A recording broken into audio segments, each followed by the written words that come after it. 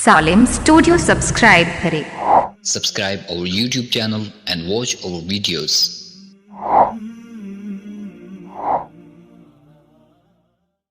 أعوذ بالله من الشيطان الرجيم بسم الله الرحمن الرحيم وكذلك يجتبيك ربك ويعلمك من تأويل الأحاديث ويتم نعمته عليك وعلى آل يعقوب كما أتمها على أبويك من قبل إبراهيم وإسحاق إن ربك عليم حكيم صدق الله العظيم۔ شروع اللہ کے نام سے جو بہت مہربان نہایت رحم کرنے والے ہیں، اور اسی طرح تم کو تمہارے رب نے اس بات کے لیے منتخب کر لیا کہ وہ تمہیں نبی بنائے گا اور تمہیں تمام باتوں کا مطلب نکالنا سکھائے گا، اور اللہ تبارک و تعالیٰ نے اپنی نعمت تم پر اور آل یعقوب پر اسی طرح مکمل کر دی جیسا کہ اس کو تمہارے آبا و اجداد ابراہیم اور اسماعیل پر مکمل کی تھی اس سے پہلے۔ بے شک تمہارا رب علم کا مالک بھی ہیں اور حکمت کا بھی مالک ہیں۔ گزشتہ کل تمہیدی طور پر کچھ باتیں بیان کی گئی تھی، اس میں سے یہ بات تھی کہ قرآن کریم میں جو واقعات بیان کیے گئے ہیں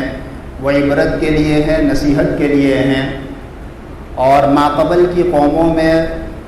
جن لوگوں نے نافرمانیاں کی ہیں ان کی پیروی کو چھوڑ دینا چاہیے، اور جنہوں نے فرمانبرداری کی ہے ان کی پیروی کرنی چاہیے۔ احادیث مبارکہ میں بھی نبی پاک صلی اللہ علیہ وسلم نے ہمیں بہت زیادہ تنبیہ فرمائی ہے۔ چنانچہ بخاری شریف کی ایک حدیث ہے،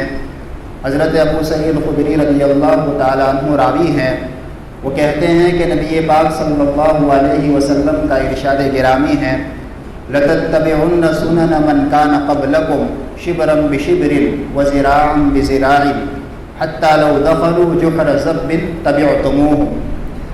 نبی پاک صلی اللہ علیہ وسلم نے ارشاد فرمایا کہ تم ضرور بھی ضرور ان لوگوں کی پیروی کرو گے جو تم سے پہلے گزرے ہیں اور نافرمانی کر کے ہلاک ہو گئے ہیں۔ ایک بالشت اور ایک زرا، اور ایک حدیث میں یہ لفظ ہے نعلم بن نعل، یعنی جس طریقے سے ایک آدمی کے دو جوتے ہوتے ہیں اور اس میں سے ہر جوتا دوسرے جوتے کے مشابہ ہوتا ہے، اسی طریقے سے تم لوگ ان لوگوں کی پیروی کرنے میں مشابہت اختیار کرو گے جو تم سے پہلے نافرمانی کر کے ہلاک ہو چکی ہیں۔ آگے فرمایا کہ یہاں تک کہ اگر ان قوموں میں سے کسی بیوقوف نے یہ کام کیا ہوگا کہ گوہ کے سوراخ میں، جس کو اپنی زبان میں گھوئرا کہتے ہیں، اس کے سوراخ میں اس کے بل میں گھسنے کی کوشش کی ہوگی حالانکہ وہ نہیں گھس پاتا، تو اس امت میں ایسے افراد بھی پیدا ہوں گے جو اس چیز میں بھی اس کی پیروی کریں گے، گویا کہ ہلاکتی میں مکمل طور پر اس کی پیروی کریں گے۔ تو نبی پاک صلی اللہ علیہ وسلم نے پیشین گوئی کے طور پر ہمیں متنبہ کیا ہے کہ ایک وقت ایسا آئے گا کہ اس امت کے لوگ اگلی امتوں میں سے جو لوگ نافرمانی کر کے ہلاک ہو چکے ہیں ان کے نقش قدم پر چلیں گے، اور ہمیں اس بات سے بچنے کی تنبیہ فرمائی نبی پاک صلی اللہ علیہ وسلم نے۔ اسی لیے قرآن پاک کو جو سنا جاتا ہے تفسیر کو اسی مقصد سے سنا جانا چاہیے کہ اس میں جن نافرمانیوں کو بیان کیا گیا ہے ہم اس کو چھوڑ دیں اور فرمانبرداریوں کو اور فرمانبرداروں کے طور و طریق کو اختیار کریں۔ حضرت یوسف علیہ السلام کے قصے کو بھی اسی حیثیت سے بیان کیا گیا ہے۔ اس قصے کو قرآن پاک میں احسن القصص کہا گیا، یعنی بہترین قصہ۔ ویسے تو قرآن کریم کے تمام قصے بہترین ہی ہیں، لیکن اس قصے میں جیسے کل بتلایا گیا تھا کہ پوری ترتیب کے ساتھ اور ایک ہی جگہ پر پورا قصہ بیان کیا گیا، اس وجہ سے اس کو بہتر قصہ کہا گیا،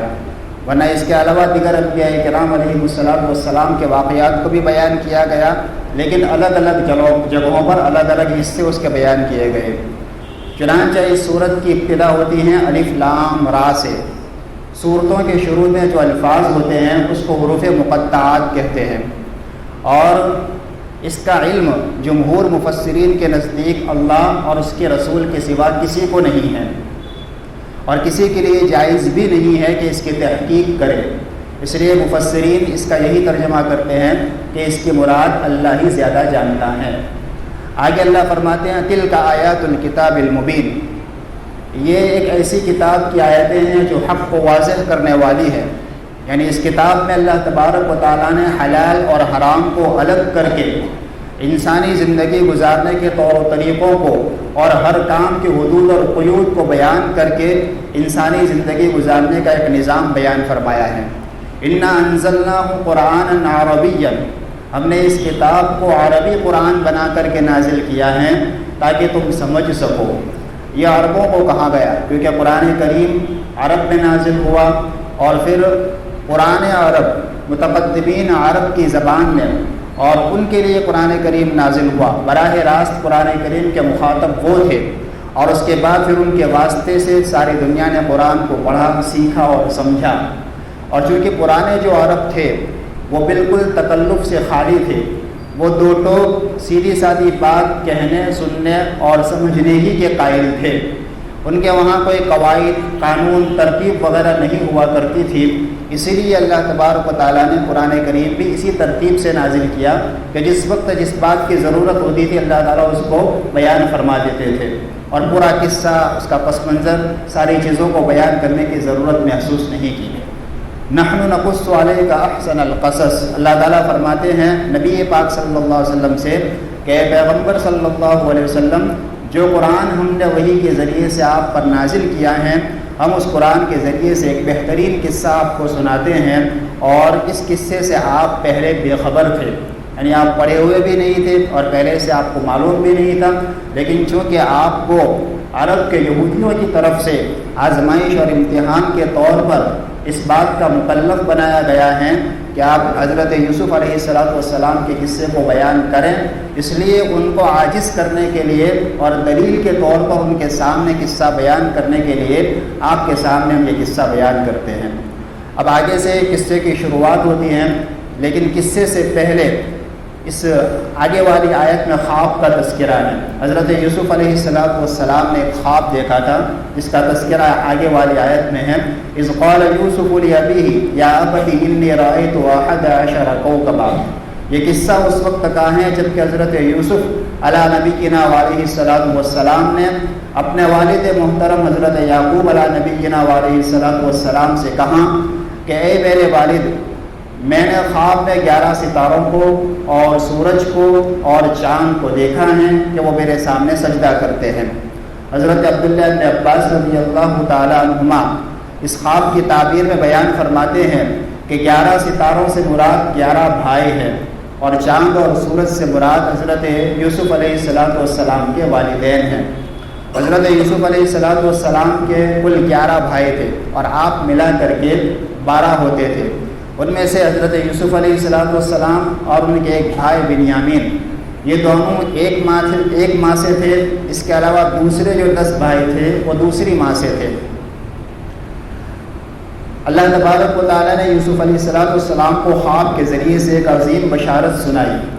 وہ بشارت یہ تھی کہ آئندہ چل کر کے یہ 11 بھائی اور ماں باپ آپ کے مطیع اور فرمانبردار ہو جائیں گے، اور آپ کو اللہ تبارک و تعالیٰ عظمتوں سے نوازیں گے، عزت سے مالا مال فرمائیں گے، نبوت سے سرفراز فرمائیں گے۔ انبیاء کرام علیہ السلام کا جو خواب ہوتا ہے وہ سچا ہوا کرتا ہے۔ جب خواب کا تذکرہ یہاں آیا تو خواب کی حقیقت بھی ہمیں معلوم کر لینی چاہیے۔ انسان جب سو جاتا ہے یا بے ہوش ہو جاتا ہے، اس وقت اس کا ظاہری بدن جب کام کرنا چھوڑ دیتا ہے تو دن بھر میں جو کام کیے ہوئے ہوتے ہیں اس وقت اس کی جو قوت خیالیہ ہوتی ہیں، سوچنے کی جو قوت ہوتی ہے، اس کے سامنے کچھ چیزوں کو ظاہر کرتی ہیں، اس کو خواب کہتے ہیں۔ نبی کریم صلی اللہ علیہ وسلم نے حدیث مبارکہ میں خواب کی 3 قسمیں بیان فرمائی، اس میں سے 2 قسمیں تو باطل ہیں، اس کا کوئی اعتبار نہیں، اور ایک قسم حق اور سچی ہے۔ خواب کی ایک قسم کو حدیث میں حدیث النفس کہا گیا۔ حدیث النفس کا مطلب یہ ہے کہ آدمی دن بھر میں جو کام کرتا ہے، بولتا ہے، سوچتا ہے، دیکھتا ہے، جب وہ سوتا ہے تو وہی منظر اس کے سامنے آتے ہیں، اس کی کوئی حقیقت نہیں۔ دوسری قسم تصویر الشیطان، شیطان کی طرف سے اس کو بہکایا جاتا ہے۔ کبھی کبھار برے اور ڈراؤنے خواب دکھا کر کے شیطان اس کو ڈر میں مبتلا کرتا ہے، مایوس کرنا چاہتا ہے، اور کبھی خوشخبری والے خواب دکھا کر کے اس کو تکبر میں، گھمنڈ میں مبتلا کرتا ہے، اس کی بھی کوئی حقیقت نہیں۔ اور تیسری خواب کی ایک قسم ہے جس کو سچا خواب کہا گیا، جو اللہ تبارک و تعالیٰ کی طرف سے عامتاً اپنے نیک اور مومن بندوں کو بشارت کے طور پر یا آئندہ آنے والے حالات کی تنبیہ کے طور پر بتائے جاتے ہیں۔ اس خواب کو حدیث میں نبوت کا ایک حصہ کہا گیا ہے۔ یہ سچا خواب نبوت کا 46واں حصہ ہے، اور نبوت کا 46واں حصہ اس لیے کہا گیا کہ نبی پاک صلی اللہ علیہ وسلم کے اوپر وحی کا سلسلہ 23 سال تک جاری رہا۔ ان 23 سالوں میں سے پہلے 6 مہینے جو گزرے ہیں وہ اس طرح گزرے ہیں کہ خواب کے ذریعے سے اللہ تبارک و تعالیٰ وحی نازل فرماتے تھے، اور 23 سال کو اگر 6 مہینوں میں تقسیم کر دیا جائے، 6 ماہیوں میں تقسیم کر دیا جائے تو 46 بنتے ہیں۔ ان 46 میں سے ایک 6 مہینے اللہ تبارک و تعالیٰ نے خواب دکھلائے نبی پاک صلی اللہ علیہ وسلم کو، اور بقیہ 45 6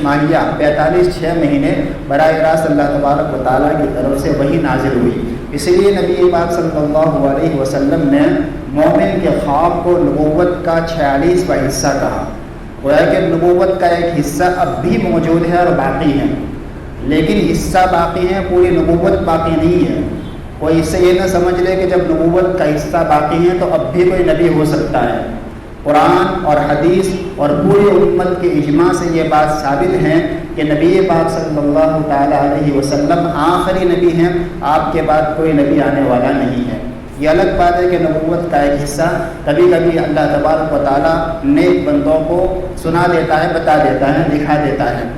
لیکن حصہ ہونے سے پوری نبوت ہونا لازم نہیں آتا۔ جیسے کسی آدمی کے پاس کوئی مشین ہو، موبائل ہو مثال کے طور پر، اور اس موبائل میں سے جہاں سے آواز آتی ہے وہ مائک کسی آدمی کے پاس ہو، تو مائک والا آدمی یہ نہیں کہہ سکتا کہ میرے پاس پورا موبائل ہے۔ اگر وہ یوں کہے گا کہ میرے پاس موبائل ہے تو ساری دنیا اس کو بیوقوف کہے گی۔ اسی طریقے سے اب اسی بات کو لے کر کے کہ سچا خواب نبوت کا 46واں حصہ ہے، کوئی آدمی یہ کہے کہ مجھے نبوت دی گئی ہے، میں نبی ہوں، تو ساری دنیا اس کو بیوقوف کہے گی۔ تو بہرحال خواب کی یہ قسم اب بھی موجود ہیں، اور نبی پاک صلی اللہ علیہ وسلم نے اس کو نبوت کا 46واں حصہ قرار دیا ہے۔ خواب سے متعلق یہ بات یاد رکھنی چاہیے کہ اگر اچھا ہو یا برا ہو، نبی پاک صلی اللہ علیہ وسلم نے حدیث میں یہ تعلیم دی ہے کہ اگر کوئی خواب دیکھے تو اس کو 2 ہی آدمیوں کے سامنے بیان کرے، یا تو ایسے آدمی کے سامنے بیان کرے جو عالم ہو، عاقل ہو، سمجھدار ہو اور خواب کی تعبیر کو جانتا ہو، اور دوسرا وہ دوست اور ہمدرد ہو۔ اس لیے کہ خواب کا معاملہ ایسا ہے کہ آدمی جب خواب بیان کرتا ہے اور سامنے والے کی طرف سے جیسی اس کی تعبیر بیان کی جاتی ہے ویسا ہی اللہ تبارک و تعالیٰ کی طرف سے فیصلہ کیا جاتا ہے۔ لہذا جاننے والے کے سامنے بیان کیا جائے تاکہ وہ صحیح تعبیر دے، اور اپنے مخلص دوست اور ہمدرد کے سامنے بیان کیا جائے تاکہ وہ اس کی صحیح تعبیر دے۔ حضرت یوسف علیہ السلام نے بھی چونکہ خواب دیکھا، اور خواب میں اس بات کی طرف اشارہ کیا گیا کہ ایک زمانہ ایسا آنے والا ہے کہ یوسف علیہ السلام کے بھائی اور ماں باپ سب ان کے مطیع اور فرما بردار ہو جائیں گے، اور آگے والی آیتوں میں اللہ تبارک و تعالیٰ نے حضرت یوسف علیہ السلام کی نبوت کی بشارت کو بھی بیان فرمایا ہے۔ تو چونکہ نبی کا خواب سچا ہوتا ہے تو گویا کہ اسی آیت کے ذریعے سے حضرت یوسف علیہ السلام کو آگے چل کر کے نبی بننے کی بشارت دی گئی۔ چنانچہ ایسا ہی ہوا، آگے چل کر کے حضرت یوسف علیہ السلام مصر پہنچے اور وہاں کے حاکم اور بادشاہ بنے، اور سارے بھائی اور والدین سب ان کے مطیع اور فرما بردار بنے، جو تفصیلی قصہ ہیں جو انشاءاللہ آہستہ آہستہ آئے گا۔ اللہ تبارک و تعالیٰ عمل کی توفیق عطا فرمائے۔ سبحان اللہ و بحمدہ، سبحان اللہ۔ جمعہ کا دن ہے، درود شریف کا اہتمام فرمائیں۔